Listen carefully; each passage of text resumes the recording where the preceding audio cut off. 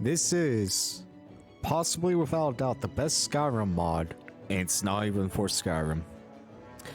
Welcome everyone to the channel. I'm Type 1 Dragon, and today we have the beautiful Crusader Kings 3 mod, Elder Kings 2. And if you don't know what Crusader Kings 3, quick rundown. It's a grand medieval strategy game where you take the place of a ruler, and your job is to lead your dynasty, your house, your family into glory.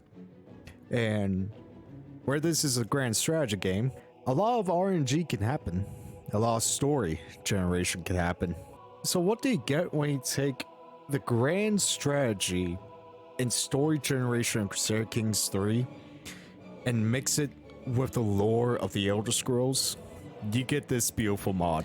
And the music you're currently hearing, that's from a sub-mod made by the same developers, where it just adds a bunch of music both from their previous mod, Elder Kings 1, which is for Crusader Kings 2, and some original tracks. So this is the greatest mod that I've ever played, and just from the first boot up, you can just tell this team knows what they're doing with the lore and is passionate about both series. I mean, that right there is the Ruby Throne. That's the heart of the Empire. Well, I wouldn't say the Empire that we know in love to hate in the Fourth Era. No. If you're a fan of Skyrim, the map is very different than what you're normal to. This is Tamriel in the Second Era, specifically, as it says up here, the 440th year. 10 years after the assassination of the Cyrodiil Potentate leader, who was a Tessessi. And if we look in Cyrodiil, there is a Tessessi currently on the throne, who's only acting as a potentate for Cyrodiil. But you might notice down here, they're at war. They're at war with General Atorbus of the Colovian states. And I'm still learning about the Second Era and much of the stuff that happens, but we are in, this mod takes place in the Interregnum period, which happens after the death of the last of Raymond Cyrodiil's descendants. Direct descendants were all assassinated. And then the Elder Council placed a Akaveri Tessessi on the throne. And then after 2 generations ruling, the second Akaveri ruler was assassinated and all his heirs. And then they placed another one on the throne, which is EXIs here. And then the Colovian states and much of Western Cyrodiil were like, no, we don't want to be ruled by a foreign entity anymore. We want to be ruled by ourselves. And then much of the Nibonese, if we look down here in the culture, sided with the Heartlanders and the Akaveri. And the Colovian states would go on in Elder Scrolls lore to win the war, but it wouldn't be able to retain power long enough to continue Raymond's empire. And then, about 140 to 240 years from now, we would have the events of Elder Scrolls Online in the Plainmail. But this is a grand strategy game, and we can literally pick anyone to start the campaign off. We can go here in Black Mars as this lonely count and control all Black Marsh, and then form their current borders, which is the Swampland up here in Morrowind, or start as, again, this long count and conquer all of Tamriel and form the third Cyrodiil Empire. Because Alicia's was the first, Raymond's was the second, and then Talos, Tab Septum, was the third. But for this sort of introduction video, which I don't know if this is going to be a mainstay on the channel. I do hope so, because I absolutely love Crusader Kings 3. This mod is just adding more playtime. I had 680 hours before this mod came out, and I'm already up 711. So yeah, this is going to just continue my love for both of these series. But you might have seen some videos already of people being up here in Skyrim in the Civil War, which I actually did my first campaign as High King Freitas, and it was absolutely enjoyable. So you have people doing either Western or Eastern Skyrim, people in Falkreath as King Ushnaggoyazgo. Orc pronunciation is not my strong suit, and would go on to form a new Orsinium. But today, for this little video, I thought, you know what?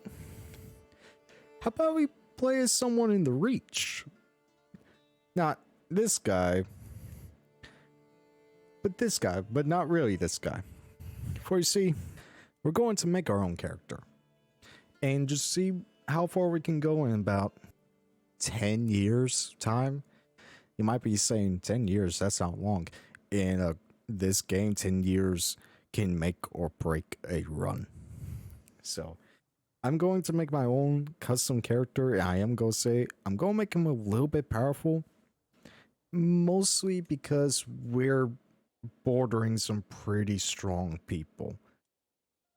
Mainly looking at you, Western Skyrim. So we're going to play as a custom ruler who is of the old gods Reach faith, which, if we look at here, much like their lineage, the faith of the Reachman is a syncretic mixture derived from the many peoples who inhabit the Reach. The Reach folk have no defined pantheon, instead worshipping a variety of Daedra, Aedra, Tomanak animal spirits. The most popular of the old gods are Hircine, Debella, and Periite. The worship of the old gods have few defined rituals or practices, and most Reach clans have their own unique priest class, traditions, and beliefs. Hedge magic and sacrifice play a key role in many rituals, which lead to the inhabitants of the Reach being dared as the Witchmen. And is this that we're going to play as? And we'll get to the reason why I'm playing as a Reach men's particularly, but we're going to go into our dynasty here and just randomize a name. Something that I could possibly pronounce Snowpelt. And then randomize the design fitting of Snowpelt. I like that. A nice white and green. And we'll let the game handle a motto and Fullen. That's a good name. But what I'm going to do here in terms of education and birth signs, which is new completely to Elder Kings 2, we're going to start off as a 20-year-old with a martial education. Because the higher your martial stat, the more troops you can field, and we're going to need that in the early game. I'm not going to give any personality, and I'm going to give myself the Aspiring Blade Master, the Quick and Hail traits. Actually, can I make that Quick into Intelligent? No. So, just Quick and Hail. As well as a new trait that is also unique to Elder Kings 2, Attune. So there is magic in the game, and if you have the Attune trait, that's what allows you to gain access to the magical lifestyle, and I want to show that off. And you might see this trait down here if you do a ruler design. By the way, you start off in a prison. That's not vanilla. That's something the mod does, and I love it. We could be Dragonborn. Now, I am going to preference currently in the mod, being a Dragonborn does nothing.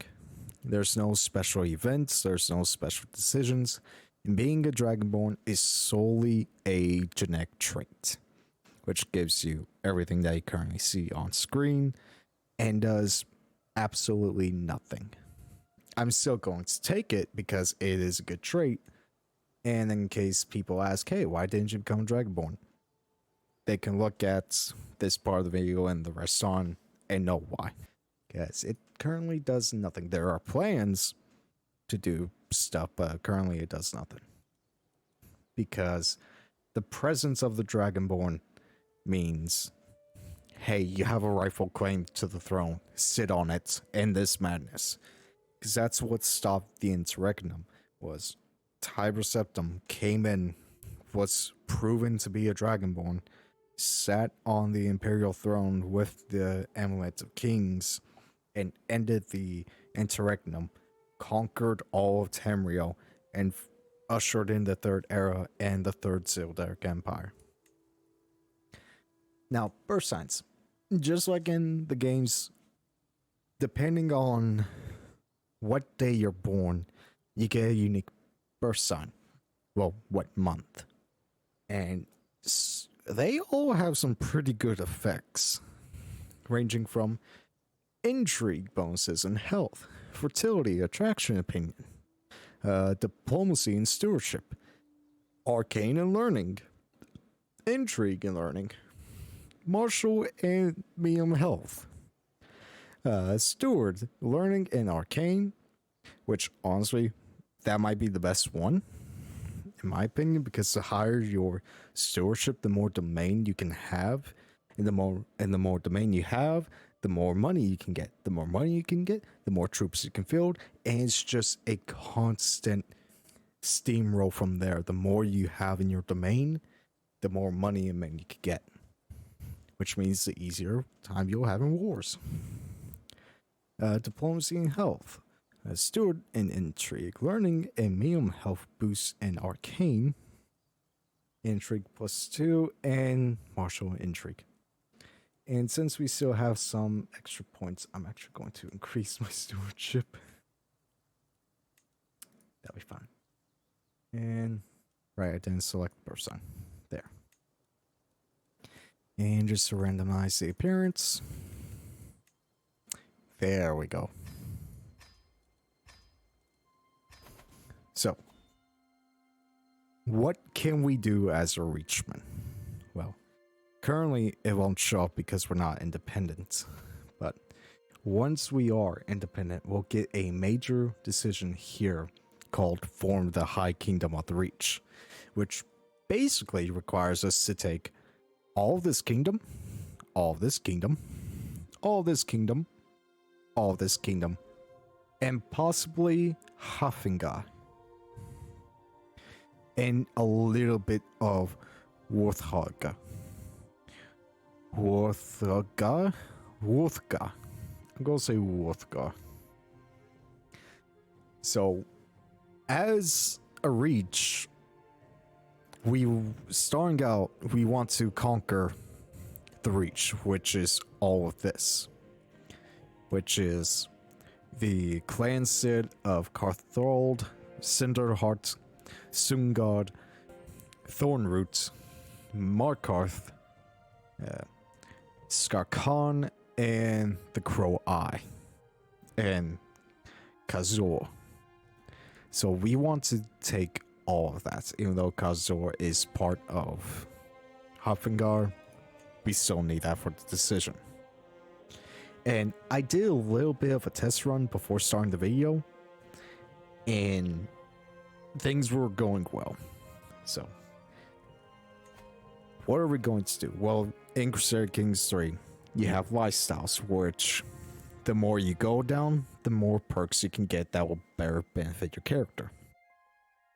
And if you already play CK3 but haven't played the mod yet, just look at this tree, and I can definitely confirm to you that it gives you the ability to raid regardless of government. And if you're wondering why is that so good, Well, normally, raiding is restricted to a tribal government, which we currently are as a Reachman. The moment you become feudal in base game, CK3 or clan, with an organized faith, you can no longer raid, and raiding grants you a lot of money and prestige potentially. And we're going to take this magic focus here, and we'll look at this later. But raiding gives you a lot of money, and with one of the recent DLCs, you can reform your culture to be raiders at the cost of a prestige penalty. But with this tree, no, you can just raid. And it's lovely broken. And for the martial perk, we're going to get Bell Justum.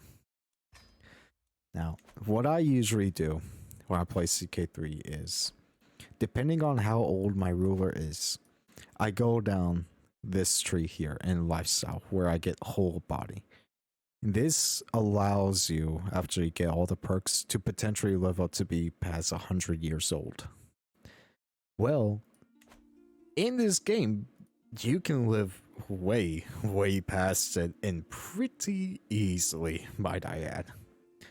Because if we go to this green heart, we see that we currently have an excellent health bone, an excellent health, which means unless something horribly wrong happens with events or battles, we shouldn't die.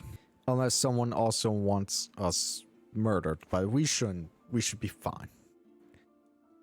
So I'm going to go here to the men-at-arms, and yeah, witch knights. They're siege units, but also a combat unit, and they're pretty darn strong.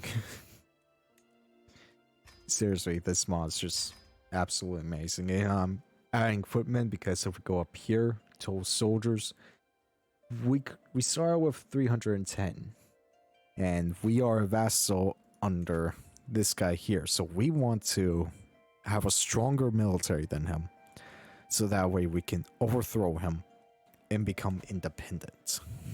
And we look at the council. Honestly, a pretty good council, not gonna lie. I'm gonna send my marshal to train troops to improve my knights, which are these people here. And I want them to be better so that way there's a less likelihood of them dying about, but they're still probably gonna die. And I'm not gonna have anyone else do anything. And then I'm gonna go to my character, because you know it's up here. We're not married, and we don't have player. So if I were to die right now, the game's over. Because I have no one to carry on my dynasty, my house. The game's over. And you're a vassal of a vassal, so having alliance with you is not that great. But since we already have some pretty good potential traits, I wouldn't mind continuing that. And so I'll go here, go to inheritable. We have some options. Acute would just boast the RA magic that we have, which wouldn't be bad. Honestly, you're probably the best bet, because one, you're 24, the older you are, the less likelihood you'll be able to get kids. You're pretty good at intrigue as well. Decent at learning. Yeah, we'll go with you, Medea. Because spouse, here we have our, what we're good at. We're pretty bad at diplomacy, which means it's going to be harder for people to like us. We're great at fighting. Stewardship could be more desirable, so that way we can get more domain and better taxes. Intrigue is fun and stupidly overpowered. So is learning. Learning is more underrated than anything else, but intrigue, say you wanted this guy dead, if you have high enough intrigue, you can do it really easily. Actually, people want him dead pretty quick. Okay, I've been rambling on. So, before we get started, because this video is already being long enough, so I'm gonna have to do some heavy editing. Or just have it be a long video, I don't know. We have the patrons, which this is completely new to the mod. I'll just let you all explore this for yourselves. So we're gonna go over her scene again, small health boost and good intrigue. I'm gonna kick the speed up to 4 and we start. To the amicable following. I accept your marriage proposal. Sweet. So now we have a wife. And our liege wants us to be part of this council as spy master. Which we're okay. Yeah, we're better off as his marshal. But being his spy master ain't that bad, because that can help us.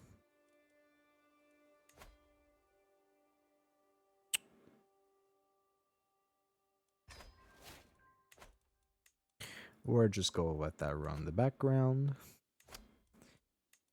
I might be wondering, why are you doing that? Well, I want him weak. And I want our ruler weak. Even though we do have more troops than him, he's still gonna gain troops. And we want this guy to take over. So that way, when he immediately becomes ruler, he'll have a much lower military because his marshal is very poor. So we want him to rule while also bolstering our own, which, if you saw a second ago, tribal authority in any crown authority, the higher it is, the better off for the ruler, the top ruler is, and worse off for the vassals. So right now it's at 2. Which means at any point, he could imprison us. And that's bad. So we don't want that. Under the stone pine. In the scorching midday heat, they sit in the shadow under a great stone pine, playing on lutes and flutes. They sing in many tongues, and my heart can understand every word. I can hear them from my balcony, and they stir my soul. Yet I do not know the identity of these musicians, and when I leave my lofty halls and approach the tree, they are gone. Are they sent from the world of spirit? Are they phantoms devised from her scene to ensnare me? Perhaps not, but what I am to do with these damned feelings. So beautiful, which will give us minus 25% stretch gain, which is honestly pretty good. We can invest some money for prestige and court guest opinion, which, since we don't have a royal court, another thing for later, isn't that good? Or we could take a stress hit. The county gains negative opinion, but we get +2 martial per stress level and dread per tyranny. We're gonna go with the first option for that tyranny, for that stress gain. So, I accidentally ended the recording, so this is our new segment. To kind of catch you all on what's happening, we declared war on our liege, and are currently losing bad, but we have a plan. And that's to beat down their armies as much as possible in our territory before going siege down theirs. And I love the music. Spouse, the guard. I'm a little confused as to why my wife wants to present a grand gift to me in the courtyard. I soon understand, however, as Chief Dismeda orders a group of soldiers into line. A complete regiment, raised from my own lands, ready to serve you. This is a grand gift. More troops to bolster the army, which is actually something we need right now, or personal guard, which would grant me powers. We need the troops.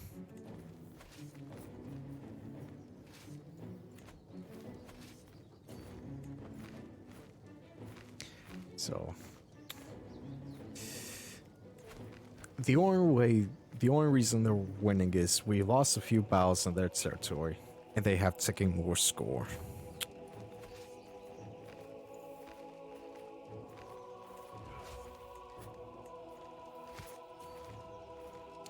Better army commander, more soldiers defending mountains, and we gotta take the risk here.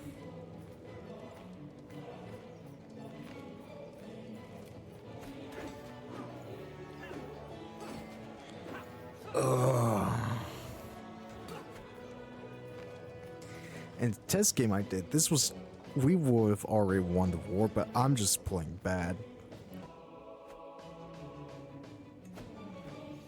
You're after my own territory, that's not good.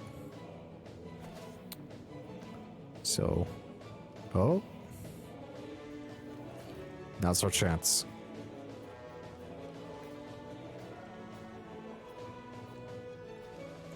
This High Rock is in siege. 7 months, they won't be able to siege that downtime. And they're going after this is the break we've been waiting for. Baklava fanatic. It has recently come to court's attention that Mara spends a lot of time these days stuffing her mouth with baklava. It seems she's obsessed with those sweet pastries. Now that is very funny indeed. Which she would spend 25 prestige, and it's not bad. It's not like fine. I admit I'm getting obsessed with them too.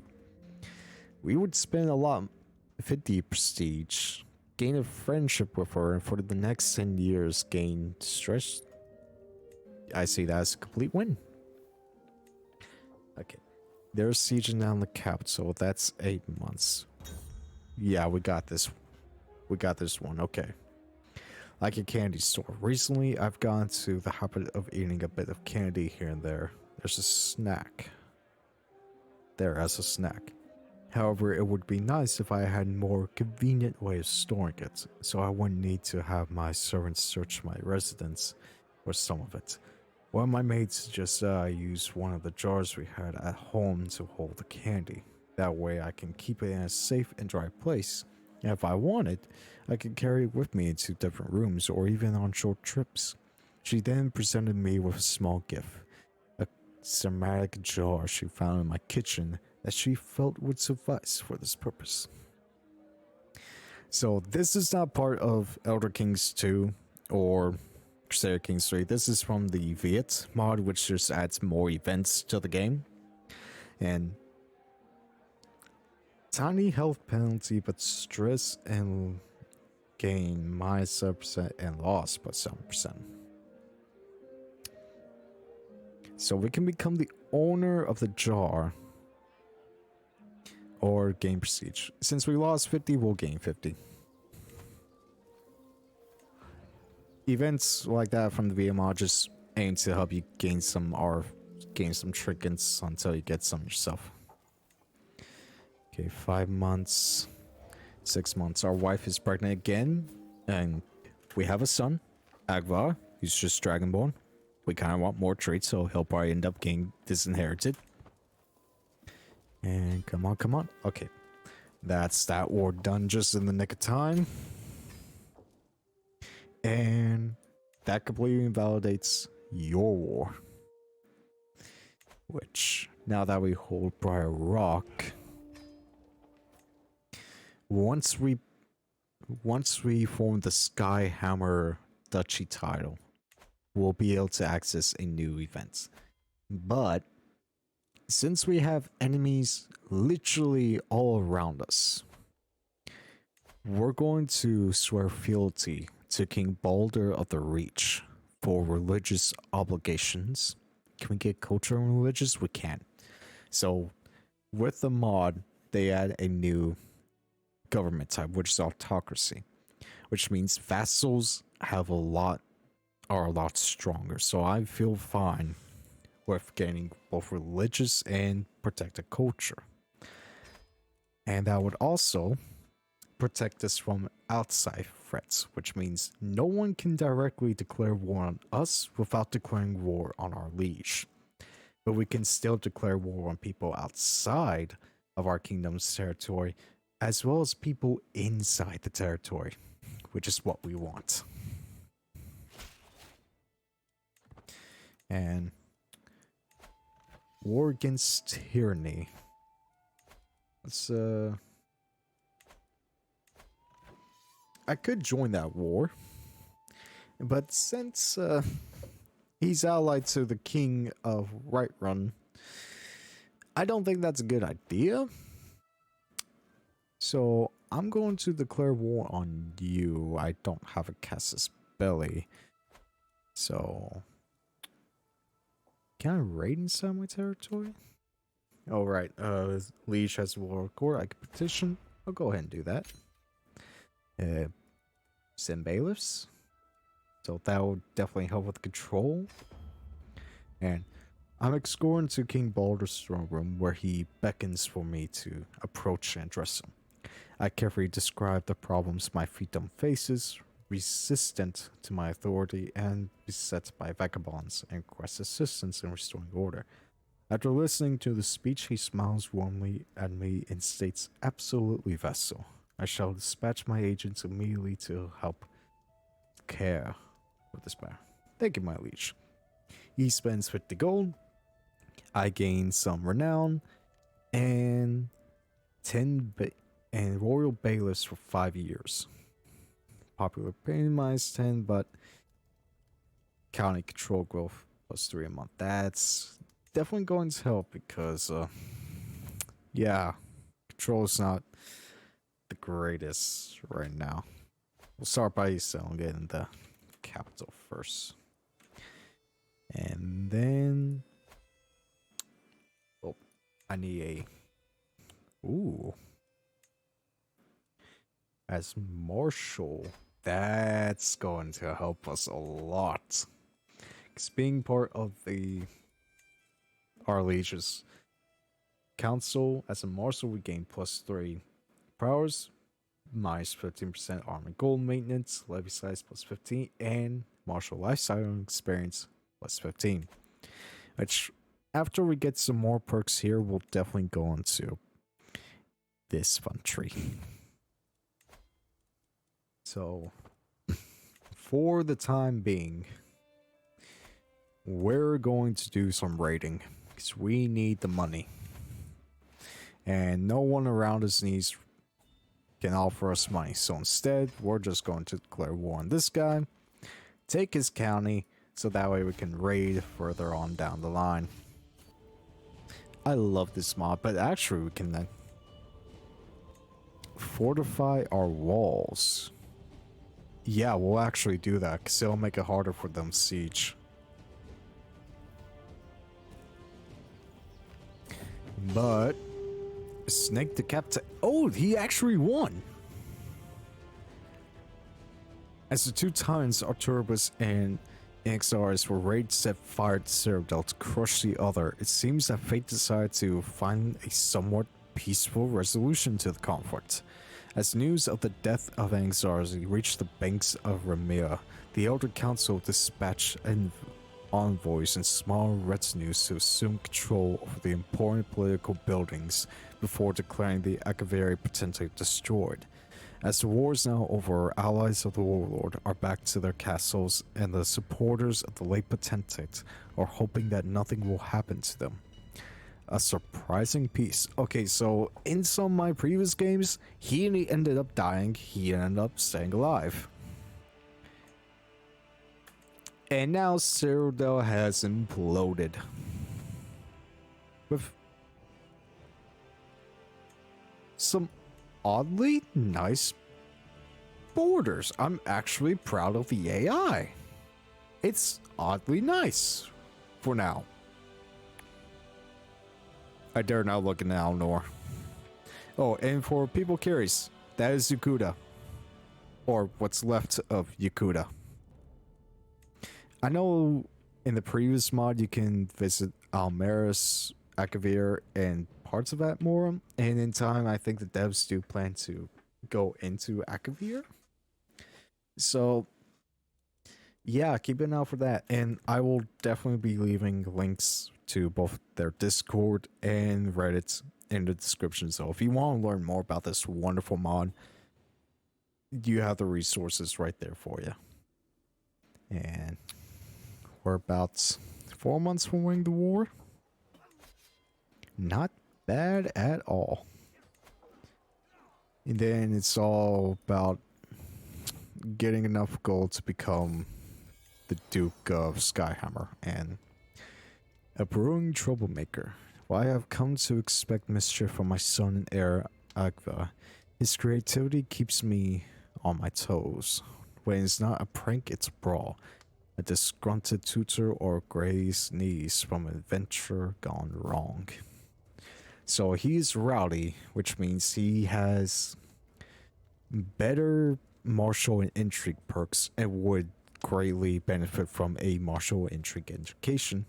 And looking at his stats, he's not bad either. So we'll actually make him a martial so that way he can become a knight and to kind of save us from disinheriting him. Oh.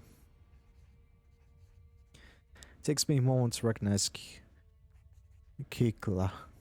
She's so bruised and swollen she barely looks human. As I grab her hand, my daughter attempts to speak, but no sound passes her lips. She's an infant and trying to speak, but okay. The contemptuous physician is standing in the corner of the room, anxious, wrangling her hands from.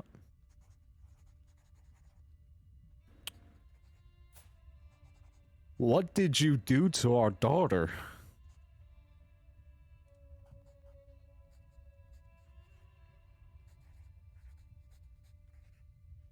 Botched disease treat.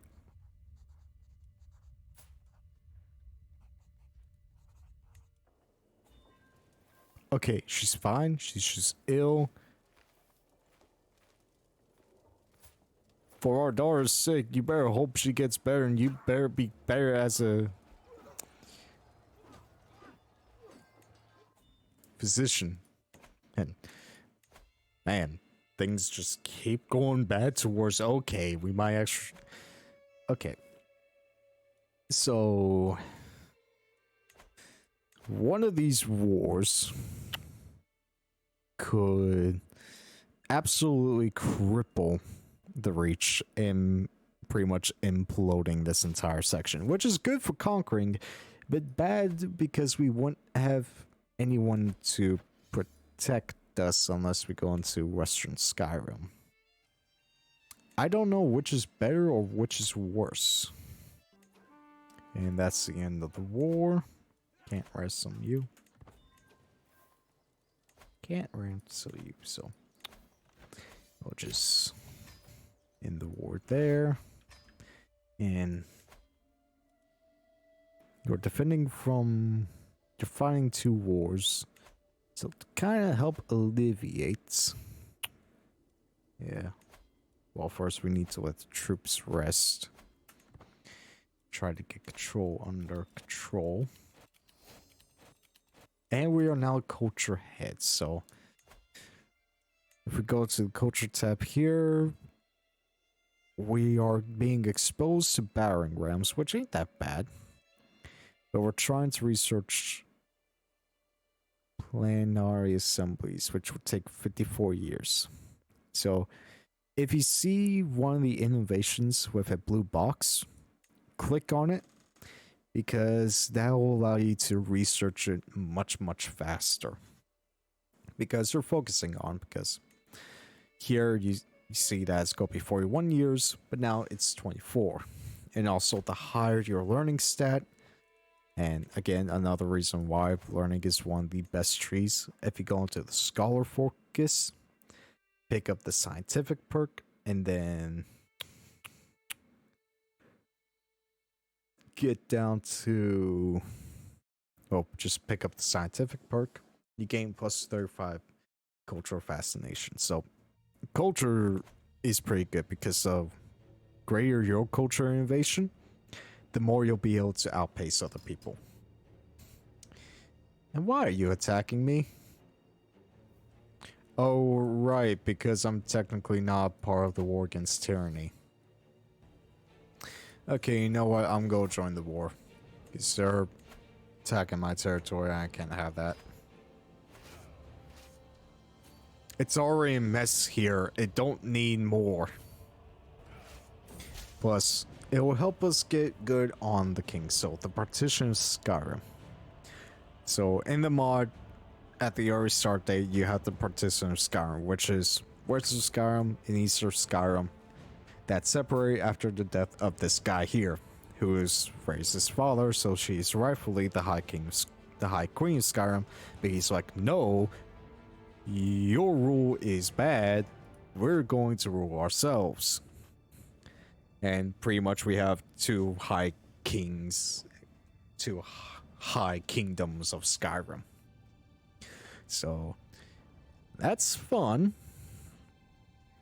And that means the Reach falls into the Dayor territory of Western Skyrim, which again is both a bad and a good thing,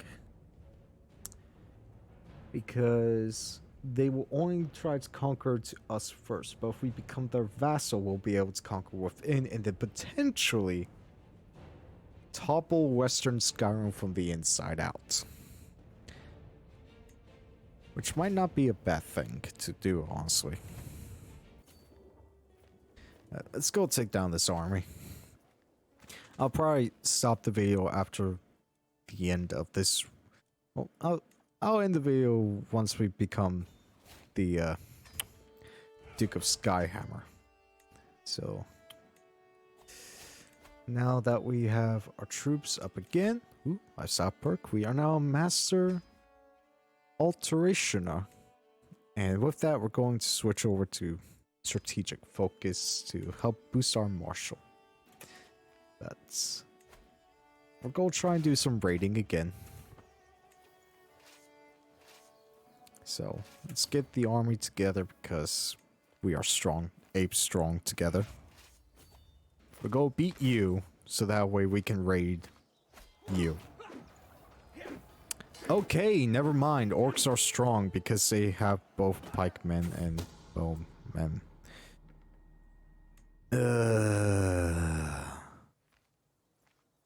I can't catch a break. Probably declare war on you next.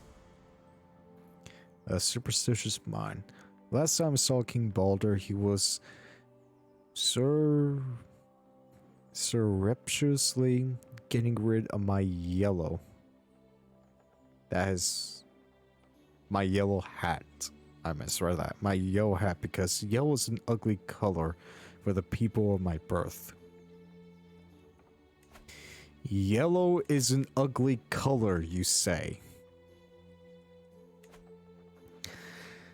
The time before, I had to accompany him on a ridiculous long detour to avoid a sleeping black cat. It's unlucky, he said. I don't even want to remember the time he thought he had lost his lucky amulet.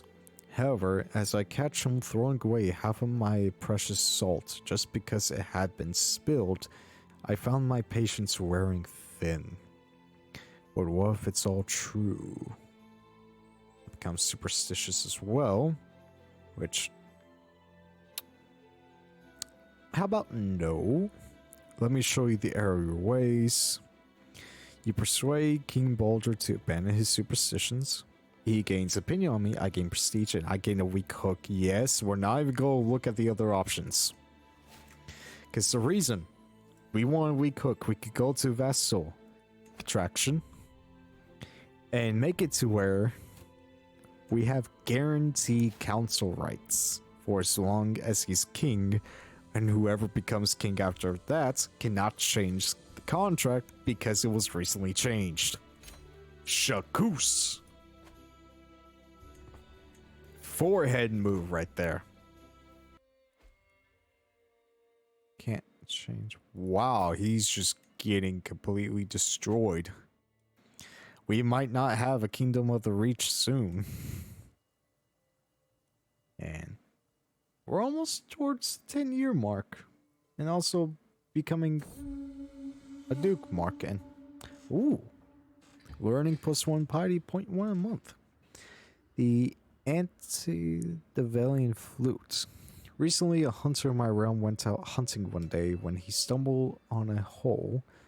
He was curious and dug deeper. Eventually, he found some ancient artifacts. Most were useless and broken, save for a flute made from what appears to be the bone of a giant creature or man. When I passed by his village today on my way to attend some meeting at another village, I was shown this fascinating find. This hunter who played the flute in his spare time showed me how this ancient flute could still be played. It sounded pleasant, if melancholy and strange. The villagers offered to give this flute to me as a present. Surely I would be interested in such a strange and interesting relic of the past. It is no ordinary simple flute, after all. Thank you for the gift. I will actually take this, because learning and piety, I'm not going to shove that away. We planted this tree just a year ago, the village elder says, with a smile. Amazing to think that it's already grown so fast.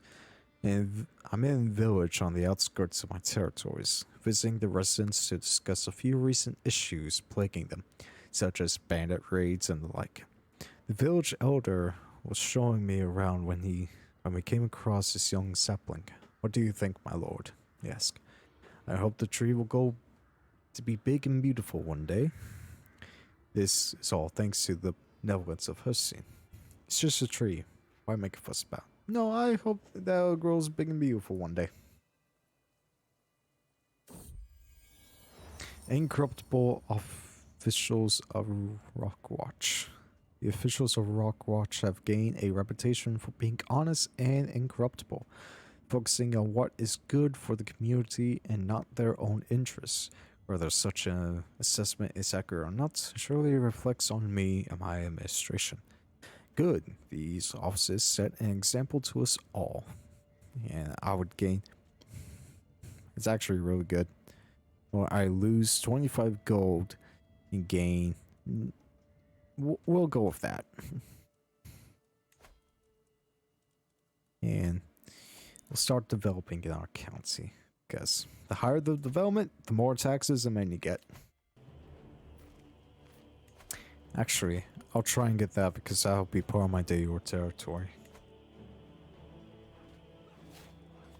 Ooh, new perk. Always a little more damage. And piety. If everything goes well, after this war we should become the Duke. And that'll spell the end of this video, because it's already, between both segments of recording, it will be over 15 minutes. So, I'll probably just skip until the end of the war here. See you guys then. And that's the end of the war. Nope, not yet.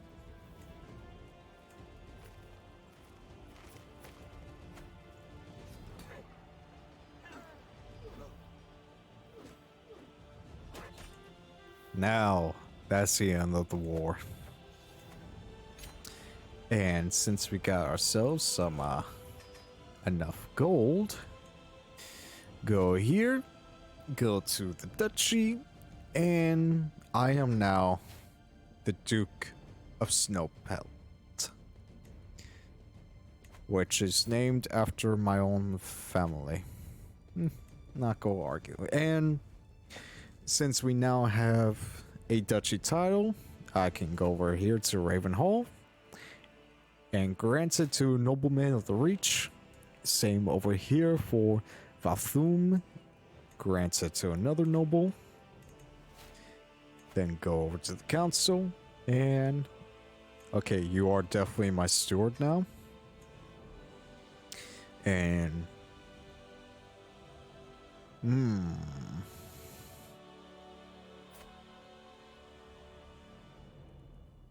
You would be better.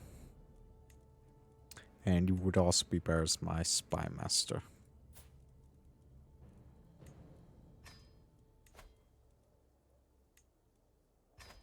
we'll get you married. And with that comes the end of the video. So again, this mod is just absolutely amazing, and I'm going to continue this playthrough because I am curious as to how the reach decision becomes if, oh, it's actually available. So if we take a look at this, unite the Reach kingdoms. The desperate tribes of the Reach have never truly been unified. Most tribes are fiercely independent, and while some might claim to rule over others, going as far as to take the title of Ead, no one truly united the Reach. But with a strong ruler, the Reach can become the dominant force of northern Tamriel.